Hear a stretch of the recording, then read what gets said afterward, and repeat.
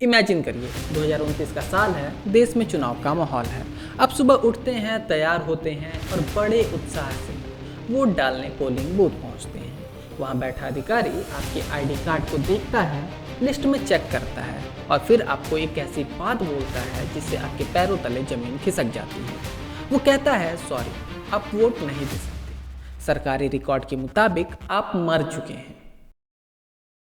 आपको लगेगा मैं कोई फिल्मी कहानी सुना रहा हूँ, लेकिन नहीं, ये बिहार के 65 लाख लोगों की हकीकत बन चुका है। ये बंगाल, केरल और यूपी के लाखों लोगों का सच है। पिछले कुछ महीनों में चुनाव आयोग ने एक ऑपरेशन चलाया है जिसका नाम है SIR, स्पेशल इंटेंसिव रिवीजन। सरकार कह रही है ये बांग्लादेशी घुसपैठियों पर डिजिटल सर्जिकल स्ट्राइक है।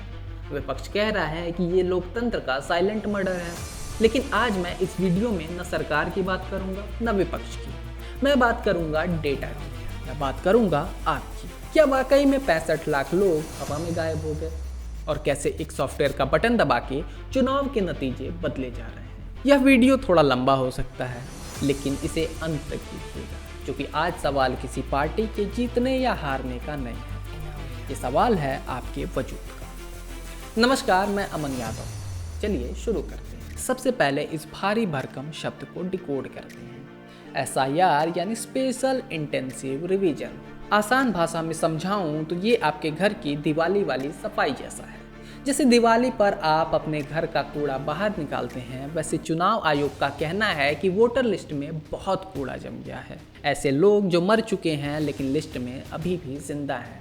ऐसे लोग जो 10 साल पहले शहर छोड़ के चले गए थे लेकिन वोटिंग लिस्ट में अभी भी वो पुराने पते पे रहते हैं। या ऐसे लोग जिनके नाम दो जगह चल रहे हैं, उनको बाहर करना ज़रूरी है। चुनाव आयोग ने कहा कि हमें एक क्लीन लिस्ट चाहिए। सुनने में ये बहुत अच्छा लगता है, डेमोक्रेसी के लिए ज़रूरी भी है। इसके लिए नियम ये है कि BLO यानी बूथ लेवल ऑफिसर आपके घर जाएगा, वो वेरीफाई करेगा। अगर आप नहीं मिले तो पड़ोसियों से पूछेगा और अगर पुष्टि हो गई कि आप वहाँ नहीं रहते हैं तो आपका नाम डिलीट कर दिया जाएगा। लेकिन दोस्तों, समस्या नियम में है ही नहीं, समस्या है नीयत और तरीके में। अब समझते हैं भारत की ग्राउंड रियलिटी को। बिहार और यूपी का मजदूर साल के 8 महीने पंजाब, दिल्ली या मुंबई में रहता है। जब BLO उसके घर गया तो वहाँ ताला लगा मिला।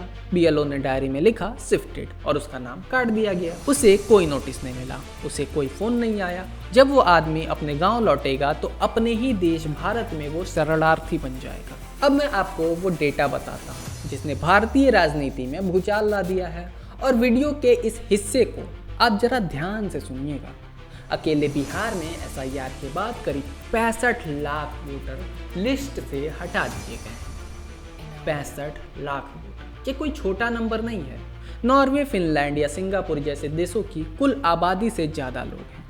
बिहार के इतने लोग वोटर लिस्ट से गायब हो गए। अब आप पूछेंगे तो क्या हुआ?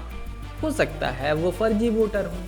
यहीं पर गणित का खेल शुरू होता है। बिहार में कुल 243 विधानसभा सीटें हैं।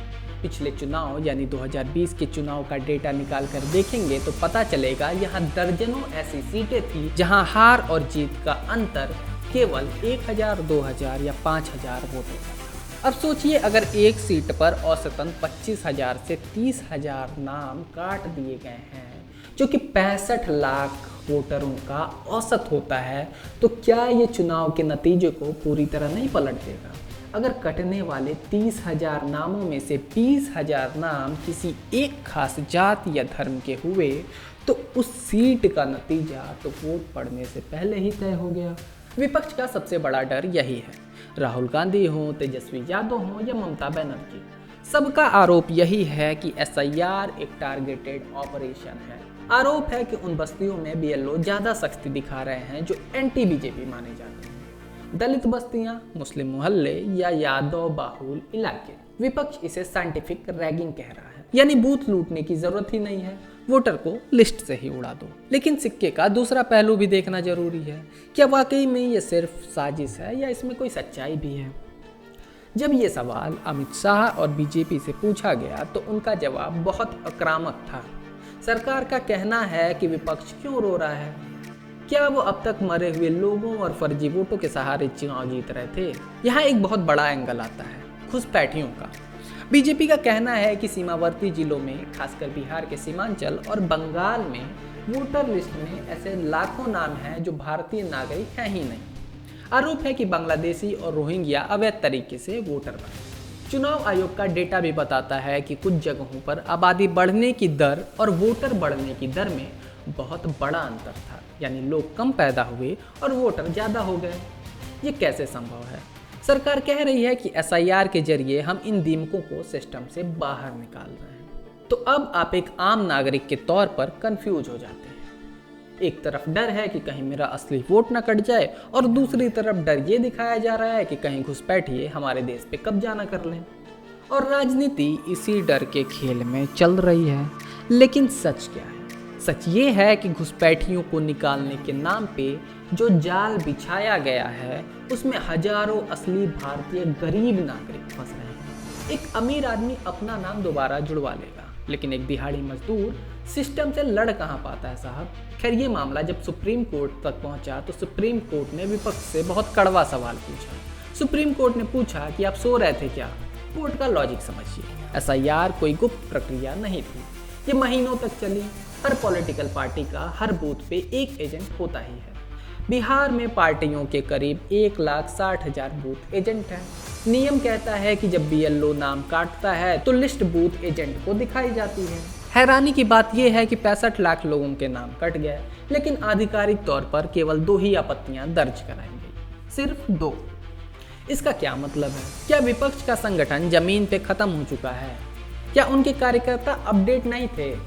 या फिर चुनाव आयोग की प्रक्रिया इतनी गुपचुप थी कि किसी को कानो कान खबर ही नहीं लगी? सुप्रीम कोर्ट ने यह साफ साफ कह दिया कि अगर प्रक्रिया पूरे राज्य में एक समान थी तो हम इसमें दखल नहीं देंगे। ये पॉइंट बहुत महत्वपूर्ण हो जाता है। ये साबित करता है कि लोकतंत्र केवल वोट देने वाले दिन ही जिंदा नहीं रहता, हर दिन उसको निगरानी की जरूरत होती है। अगर पहरेदार सो जाएगा तो चोरी तो होगी ही।